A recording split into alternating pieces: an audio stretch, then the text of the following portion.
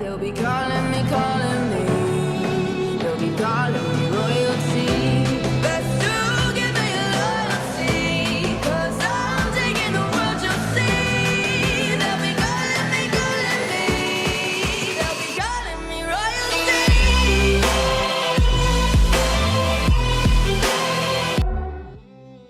Hi guys, AnimeScale here. How are you guys doing? Today we're ranking every single Edo Tensei that appeared in the war arc. We're only going to be looking at reanimations that are canon to the manga. Still, there are lots of people to go over, so strap in and let's get started.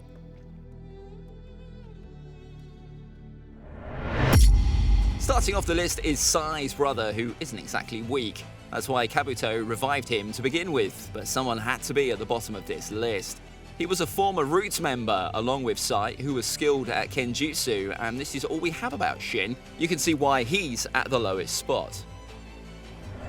Next up is this guy. He was a master sensory ninja from the Mist Village, revived with the sole purpose to support Sasori and Deidara. As for actual combat, well, he did basically nothing, earning him the second lowest spot on the list. Moving on with Jinin and Jinpachi, the weakest members of the 7 ninja swordsmen. Jinin's sword is so silly, it isn't even a sword. It's literally an axe and a hammer joined by this tiny piece of string. He managed to take down several Chunin before being cut in half by Kakashi and sealed by Sai in a matter of seconds. The same goes for Jinpachi, who wields a sword with one side covered with explosive tags. He was having fun taking down Chunins on the battlefield, but he was easily defeated by base form Guy.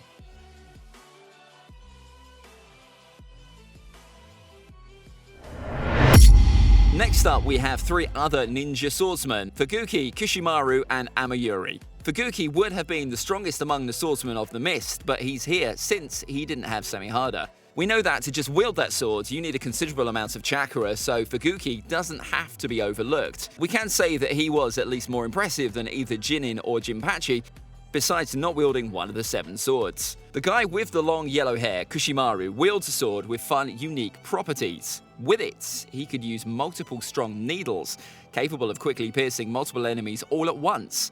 He got sealed by Kakashi and Guy with little to no difficulty. Amayuri, on the other hand, according to my guy, was so strong that not even 100 Chunin could beat her. Her fight with Omoi was just fine, with the latter managing to immobilize her and himself in a bottomless marsh. But pushing a Kage bodyguard to this point speaks volumes about her strength.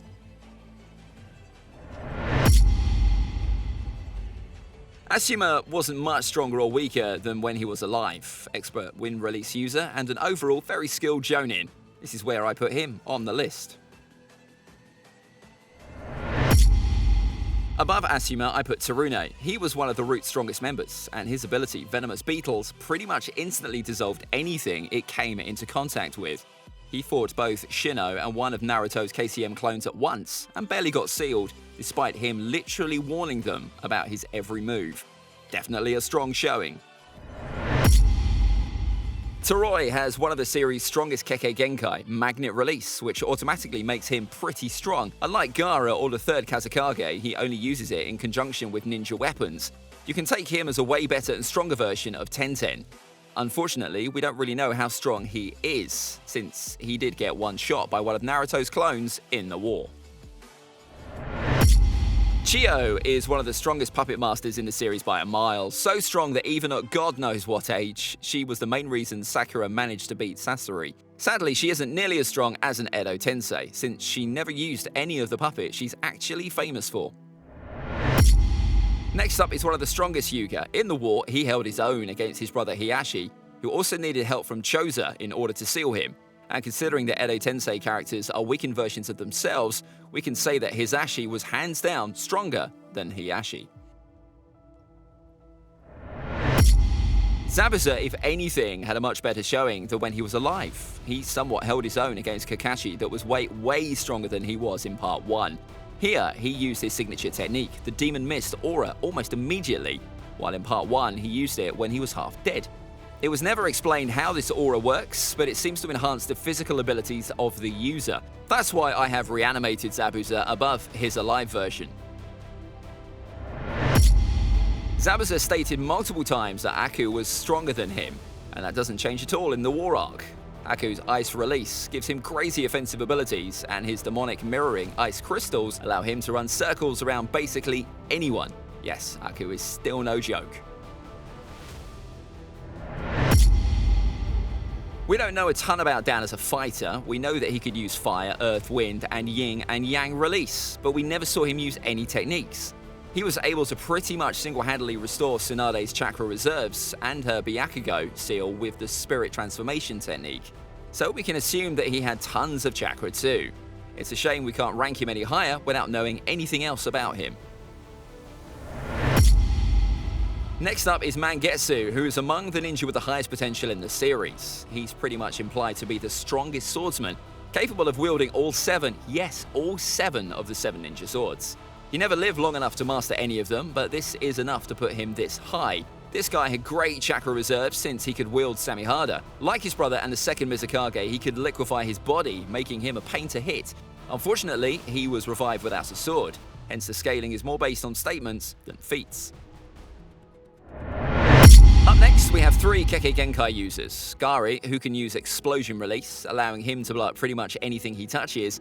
Kimimaru, whose Kage Genkai allows him to use his skeletal structure in combats, and he was a lot stronger than he was alive, since he was halfway dead with sickness. And Pakura, who can use Scorch Release, which sears anything it hits, evaporating all the water from the enemy's bodies, turning them to little more than mummies. I ranked all 3 here based on how dangerous their Kage Genkai were during the war with Kinemaru, a little higher due to him reacting to one of KCM Naruto's clones. And yeah, I know this doesn't make much sense, since before dying he was barely keeping up with post-Chunin exams Gaara. But well, it is what it is.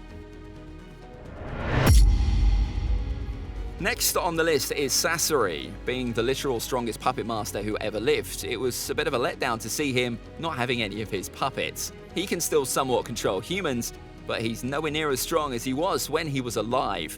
Bad showing, bad writing. I wish Kabuto never revived him.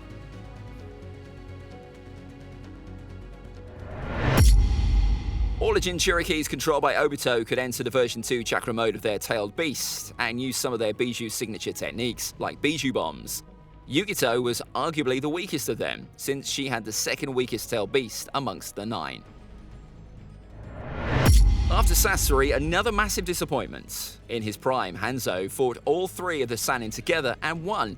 Here, he had a somewhat weak showing against Mifune. Sure, Mifune isn't weak, but he definitely shouldn't have been on Hanzo's level. Despite knowing all of his abilities, I was expecting a lot more from such a legend as Hanzo of the Salamander.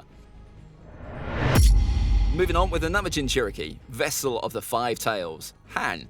Not only does he have more chakra to work with than Yugito, but he also can use the Boil Release Kage Genkai, through which he managed to land a solid hit on KCM Naruto, enough to shove him back. Fu is definitely one of the most impressive Jinchurikis in the series. When she was alive, she could use the 7 tails wings to fly, and had access to unique techniques like the hiding in scale powder technique. Now, she can also use her version 2 cloak, only making her much, much stronger. Everyone always hypes up Jiraiya because he managed to take out 3 Paths of Pain with help from Ma and Pa. Well, Utakata managed to take out 2 Paths of Pain all on his own. When controlled by Obito, he also transformed into the full 6 tails, forcing both Guy and Kakashi to run away from a corrosive gas. In terms of control over his tail beast, he's one of the best Jinchurikis, only behind people like Bee and Naruto. Deidara is among the ninjas who got stronger due to being an Edo Tensei reanimation. Now that he can't blow himself up with his own explosions, he's free to use as many of his techniques as he wants, with no self-preservation at all. I have no idea why Kabuto didn't just make him spam C0, the self-explosion that could take out a mountain, but I guess that would have been a little too overpowered. Kakazu didn't really gain too much from being an Edo Tensei. He can still use all of the same powers and nature releases he could when he was alive, but he didn't really get any of the benefits from being a reanimation. His body was already stupidly durable, and he never lacked in chakra reserves, so if anything, he's a little weaker than he was when he was alive, but still stronger than Deidara. I'm not going to waste too much time talking about Rasa, since he was in the Kage ranking recently uploaded. Magnet Release, Gold Dust, he restrained Chicago when he went wild. During the war he kept up with Gaara, a very strong Kage, but I don't feel like putting him any higher. Roshi is one of the few people that can use lava release, which we later learned is one of the strongest Kage Genkai. He can cover his entire body with lava, making him a menace to fight against. Kisame said he was very hard to take down, and during the war he briefly managed to hold his own against KCM Naruto, even going so far as to burn his flesh. Next up is Yagura, who is probably the most underrated Jinchuriki, and we need to fix that. If nothing else, it's because his water mirror technique is ridiculous. It creates a perfect copy of anything you throw at it, to the point where when Naruto tried to Rasengan Yagura, this mirror made a copy of not only the Rasengan, but a KCM cloaked Naruto too. I have no idea how he does this, I don't even think it makes sense, but it's definitely an underrated ability.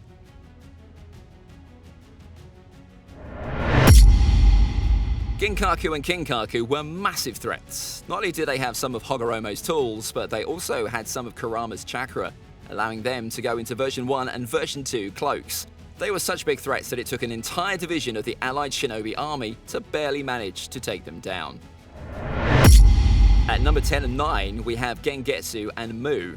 Same power level as they killed each other. Gengetsu is one of the best water release users, with also the Hazuki's exclusive clan ability to liquefy his body, and Mu, a dude that can vaporize literally anything and anyone with dust release. The only thing that the Shinobi Alliance could do was to call in Inoki, who had the same ability. Definitely two of the strongest Kage in Naruto history. Many people underrate the third Kage since he lost to one of Naruto's clones. Remember that this clone was fed with intel about the third, or else it would have probably lost. A was master of lightning release, able to use it to enhance his own speed to the point of keeping up with KCM Naruto. He can also concentrate it into his fingers, pretty much giving him his own version of the Chidori. There's a reason he was able to fight the Eight Tails. Now Hiruzen. EDO TENSEI Hiruzen is the closest version to Prime Hiruzen, since he doesn't need to worry about chakra reserves or his weak old body. Capable of using all 5 chakra natures and every single jutsu of the Leaf Village, he has very good feats in the war, from being able to stop Guru Zetsu to saving Naruto from the God Tree. He felt so confident he even tried to take on Jubito, although that worked out less than all the rest. I know putting Itachi here already made a lot of people angry. Yes, Edo Itachi is much stronger than before, seeing as he isn't half-blind and ravaged by illness. Still, some people put him above Nagato, since he had a pretty strong showing here, but people forget that Itachi countered Shibaku Tensei only because of B and Naruto. Still, he was the only reason Naruto and B managed to live through that fight, and he pretty much carried the fight against Sage Kabuto, so he is pretty strong as he is. The people above him are just even more ridiculous. If I had to give a trophy for the most decisive ninja in the battle against Jubito, Tobirama and Naruto would be the 2 candidates. Being able to keep up with a Jubi Jinchuriki, outsmart him, and dissect his abilities as a weakened Edo is actually ridiculous. This man has one of the highest battle IQ in Naruto, period. In terms of chakra amount, he's ridiculous. In terms of jutsu, he's ridiculous. He has all 5 chakra natures, can use genjutsu and fight people that are a lot stronger than he is. Just him lifting a finger was enough to make Orochimaru flinch, and that says it all.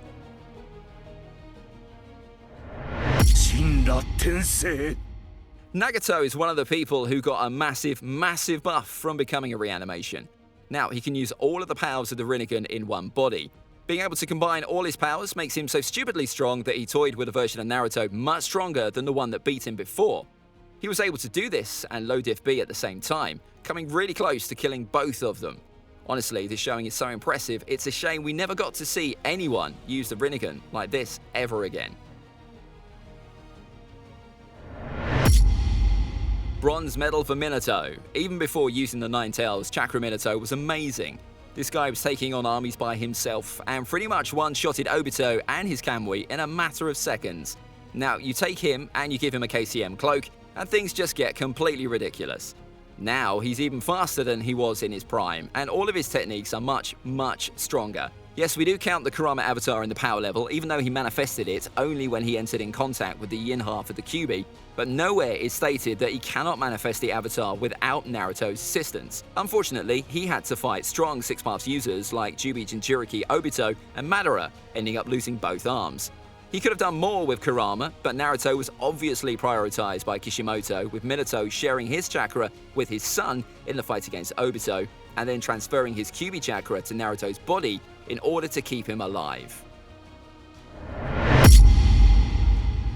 On paper, Madara is the strongest Edo Tensei. Not only does he have all the crazy abilities that he did when he was alive, remember that the fight between Madara and Hashirama lasted 4 days, and Madara lost by the slimmest of margins.